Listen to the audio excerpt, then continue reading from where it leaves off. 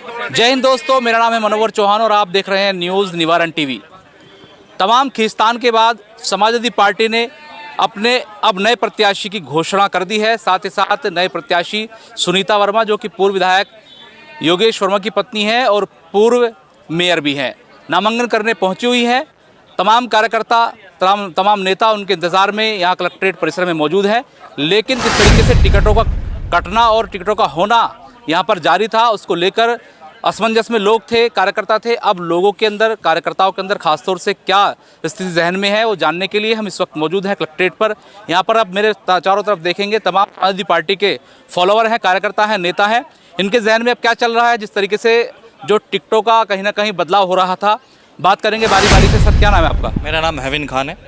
हेविन, ये बताइए, पहले वकील साहब आए, अतुल प्रधान को कुछ देर के लिए लाया गया जब फिल्म में उठाई जाता है, अब जो है सुनीता वर्मा गई है। क्या चल रहा है सर ये? देखिए, मैं कहना चाहता हूं, हम समाजवादी पार्टी कार्यकर्ता हैं और जो हमारे शीर्ष नेता और राष्ट्रीय अध्यक्ष श्री अखिलेश यादव जी का फैसला है, हम सभी कार्यकर्ता पदाधिकारी उसका सम्मान करते हैं। और कहीं ना कहीं आप जो कह रहे हो टिकटों को ये जो बदलना हो रहा है, हमारी कहीं ना कहीं जो हमारे कार्यकर्ता जिले के नेता हैं जो तय करते हैं, या जो हमारे लोग हैं, उस हिसाब से पार्टी टिकट कर रही है। क्योंकि चुनाव मेरठ और हापुड़ की जनता को मिलकर लड़ना है। भाजपा के तरह नहीं है कि 6 से 7 कैंडिडेट ही चुनाव लड़ने से मना कर गए। तो जो हमारे शीर्ष नेताओं का फैसला है, सभी लोग हम यहाँ पर मौजूद है। हमारी जो पूर्व मेयर है सुनीता वर्मा जी आज नामांकन करने आई हैं, तो सभी लोग उनके साथ एकजुट होकर आए हैं और मजबूती से चुनाव लड़ेंगे और भाजपा के प्रत्याशी को कम से कम 1 लाख वोट से ज़्यादा से हराने का काम करेंगे। क्या आंकड़ा है मुनीर भाई? बिल्कुल, आंकड़ा जो हमारे भाई ने बताया बिल्कुल ऐसा ही आंकड़ा है और यकीनी रूप से समाजवादी पार्टी मेरठ लोकसभा की सीट अब और मजबूती के साथ जीतने जा रही है। क्यों, अभी कौन से 4 चांद लग गए हैं टिकटों में? 6 लोकसभाओं पर टिकटों का जो वितरण है वो लगातार हो रहा है, बिगड़ रहा है। सब चीज़ें सब लोगों के सामने है, लोग असमंजस में हैं और कार्यकर्ता तो नाराज़ हैं। कई लोग यहाँ अभी देखा जा रहा है, कई लोग नहीं आए हैं, कई लोग बाहर खड़े रहे जिनको अंदर होना चाहिए था। और जो गुजर समाज का टिकट काट दिया गया है, उसकी भरपाई कैसे होगी? गुजर नाराज़ नहीं होंगे क्या? देखिए, किसी के काटने से नाराज़गी ये सच्ची बात की बात है, लेकिन अभी जो बात आप कह रहे हैं कि कुछ लोग बाहर रह गए, अंदर चुनाव आयोग का जो मामला है उसमें 5 लोग ही अंदर जा पाते हैं। तो ऐसे में मुमकिन नहीं है कि 3 हमारा गठबंधन भी है, कांग्रेस भी है, आम आदमी पार्टी है, तो वो लोग भी हमारे साथ रहेंगे। तो हमारा शीर्ष नेतृत्व तो अंदर है। रही बात प्रत्याशी की, चुनाव समीकरण दलित मुस्लिम समीकरण बैठ रहा है। तो मेरा मानना ये है कि जो हमारा शीर्ष नेतृत्व में जो सर्वे हुआ है, जो हालात सामने आए हैं, जो लोगों से बातें हुई हैं, जो विरोध, मीडिया के लोग भी विरोध बता रहे हैं कि विरोध ऐसा विरोध नहीं था, कि जो लोगों ने अपनी बात हकीकी रूप से राष्ट्रीय अध्यक्ष जी तक पहुंचाई है और इसका फैसला माननीय राष्ट्रीय अध्यक्ष जी ने किया है। तो फैसला हमारे लिए। ताज भाई, आप बताइए, आप मुझे बताइए, अखिलेश यादव से मिलने जाते रहते हैं, वीडियो आते हैं, अब ये बताइए, वकील साहब का टिकट काटा, अतुल प्रधान का किया, उन्होंने नामांकन की कर दिया, उनके बाद टिकट काट दिया।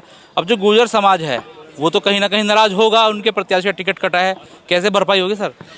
पहली बात तो आप पत्रकार भाई, पहली बात ये कह रहे हो टिकट काट दिया है। टिकट किसी का नहीं कटा, टिकट एक ये जो राष्ट्रीय अध्यक्ष जी ने अब करा है, उनका काटा नहीं है। सब समीकरण देखते हुए गुर्जर समाज को आप कह रहे हैं नाराज क्यों होंगे?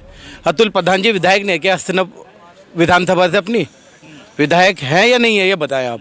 विधायक होने के बावजूद भी अखिलेश यादव जी ने दलित मुस्लिम सम्मेलन देखा। यहाँ गुर्जर समाज हमारे भाई, यहाँ 50,000 वोट हैं इस लोकसभा पे, 4.5 लाख वोट हैं दलित समाज की, 6.5 लाख वोट हैं मुस्लिम समाज की।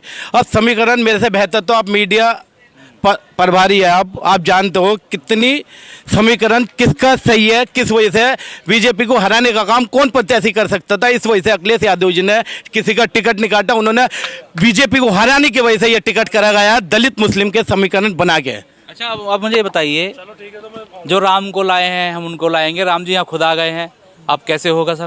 देखो, राम का तो मामला ऐसा है, राम की जो धर्म का मामला है, राम को सब मानते हैं, लेकिन पॉलिटिक्स में लाना राम को गलत है, जिसके हम मानते हैं। लेकिन अब बात है टिकट की। यहाँ पर मेरठ में टिकट में जो है समीकरण जो बन के आया है वो दलित और मुस्लिम समाज का बन के आया है। ये तुम जानते भी हो कि 4 लाख करीब में दलित वोट हैं। और ये जो समीकरण आप बता रहे हैं दोनों लोग, ये पहले नहीं पता था राष्ट्रीय अध्यक्ष को या आवाम को, आप लोगों को जो आप बता रहे हैं जाके, पहले क्यों नहीं बताया? लगातार टिकटों का यहाँ इस तरह से वितरण किया गलत था ना? पहले भी था, पता पहले भी था, लेकिन टिकटों की इतनी भरमार है यहाँ पर। पता है गठबंधन की सरकार आने वाली है, लेकिन इसलिए प्रत्याशियों की भारामार लगी पड़ी है। वहाँ पर प्रत्याशी टिकट मांग रहे हैं बार बार। पता है गठबंधन की सरकार बननी तय है। और यहाँ मेरठ में समीकरण तुम्हें पता ही है, सब एक तरफा है। सब साइकिल देख रहे हैं। तो इस टाइम ये बताइए, गठबंधन की सरकार बन रही है, ऐसा तो भाई कह रहे हैं, क्या लग रहा है सरकार वास्तव में बन रही है या अभी लग रहा है कहीं कमी रह गई है? जिस तरह से टिकटों का वितरण हुआ, कट गए एस.टी. हसन साहब, इतना बड़ा नाम रुचिवरा को उनके सामने ला दिया गया, वहाँ लोगों ने क्या किया कि हम बहिष्कार करते हैं। यहाँ पर टिकट वितरण हुए, यहाँ लोगों ने लिफाफे टोपी पैक करके राष्ट्रीय अध्यक्ष को भेजने शुरू कर दिए। और लगातार जब टिकट कटेंगे, जिस शख्स का टिकट कटेगा, जिस समाज का टिकट कटेगा, जाहिर तौर पर नाराजगी बनती है, भले वो ना दिखाएं, लेकिन क्या आपके पास गुरु मंत्र है कि वो नाराज नहीं है और आप इकट्ठा करके दलित, मुस्लिम, गुर्जर और तमाम बिरादरी को इकट्ठा करके ले लेंगे? नहीं, ऐसी कोई नाराज़गी नहीं है। देखो, जब एक परिवार होता है तो उसमें सब तरीके की बात होती है, नाराज़गी भी होती है, मगर अपने परिवार से कोई कितने दिन तक नाराज़ रह सकता है? परिवार में जब परिवार का मुखिया सबको समझाएगा तो इंशाल्लाह सबके बात समझ में आएंगी। कोई नाराज़ नहीं है, सब राज़ी हैं। और ये जो टिकट हुआ है मेरठ से, ये एक ऐसा समीकरण है, इस बार जो है समाजवादी की जीत जो है बहुत लाखों की तादाद में होगी और बीजेपी का बिल्कुल सफाया हो जाएगा इस बार। कितनी सीटें मान रहे हैं आप यूपी में 80 में से? 80 में से हम तो 80 हराओ है। वो बीजेपी का नारा है 80 जिताओ, हमारा नारा है 80 हराओ। 80 रहेंगे। आपका क्या नाम है सर? मेरा नाम कौशल कुमार है। कौशल जी यहीं से हैं? जी जी जी। क्या लग रहा है, सब चीज़ें समीकरण आप देख रहे हैं, जो ये उठापटक चल रही थी, टिकट तो हो गया, अब भाजपा और समाजवादी पार्टी, क्या लग रहा है कौन भारी पड़ेगा? यहाँ मेरठ की बात कर रहे जी, अभी मेरठ की बात।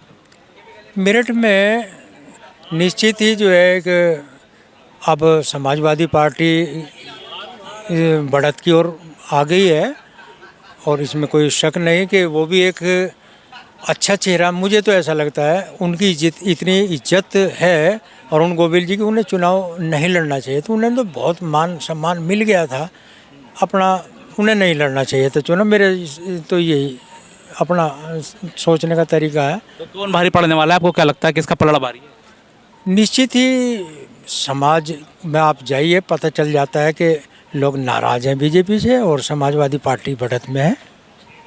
देखिए, जो नाराज़गी की बात है वो कहीं ना कहीं देखा यह जा रहा है कि मुजफ्फरनगर से लेकर गाज़ियाबाद और आसपास के इलाकों में नाराज़गी बड़े स्तर पर जो भारतीय जनता पार्टी है उसके खिलाफ देखी जाने लगी है और हमले तक हो चुके हैं। गाज़ियाबाद में भाजपा प्रत्याशी पर हमला हुआ, मुजफ्फरनगर में संजीव बालियान केंद्रीय मंत्री हैं, उन पर भी इस तरीके की हरकत उनके खिलाफ हुई। तो कहीं ना कहीं जो लोगों का जहन है, आज भी कह सकते हैं जो ठाकुर समाज है वो सरदना इलाके में बाकायदा पंचायत कर रहा है भाजपा के खिलाफ, और ये जो खिलाफत हो रही है ये कहीं ना कहीं समाजवादी पार्टी के लिए बढ़त भी हो सकती है। और ये जो आंकड़े निकल कर आ रहे हैं और कहीं ना कहीं इस बार देखा जा रहा है उत्तर प्रदेश में 80 में से अच्छी सीटें प्राप्ति समाजवादी पार्टी की हो सकती हैं। अपने सहयोगी रियासत के साथ मैं मनोहर चौहान, न्यूज़ निवारण टीवी, मेरठ।